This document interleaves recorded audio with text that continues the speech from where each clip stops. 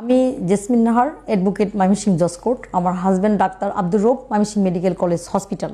আপু, আপনি আর সিলিকন হাইটসের সাথে কিভাবে জড়িত হলেন? দীর্ঘদিন থেকে আমাদের প্ল্যান ছিল ময়মনসিংহ শহরে একটি ফুড কোর্ট এবং ফ্ল্যাট বুকিং করব।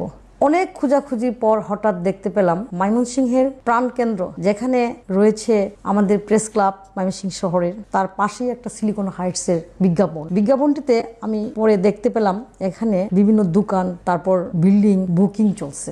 এই বিভাগীয় শহরের মধ্যে সবচেয়ে বেস্ট হচ্ছে সিলিকন হাইটস। অবসরপ্রাপ্ত কর্নেল নজরুল ইসলাম স্যারের আচরণে সন্তুষ্ট হয়ে একটি ফ্ল্যাট এবং ফুড কোর্ট বুকিং করেছি।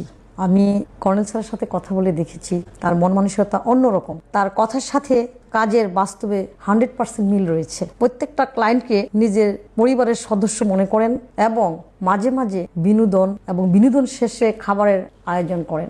ময়মনসিংহে একদম সেন্ট্রাল পয়েন্ট কমার্শিয়ালের জন্য 80% জায়গা নিয়ে সর্বপ্রথম সিলিকন হাইটস 3টা রাস্তা নিয়ে এই প্রজেক্টটা হচ্ছে। আমাদের কমার্শিয়াল ফ্লোর থাকবে 6 তলা পর্যন্ত।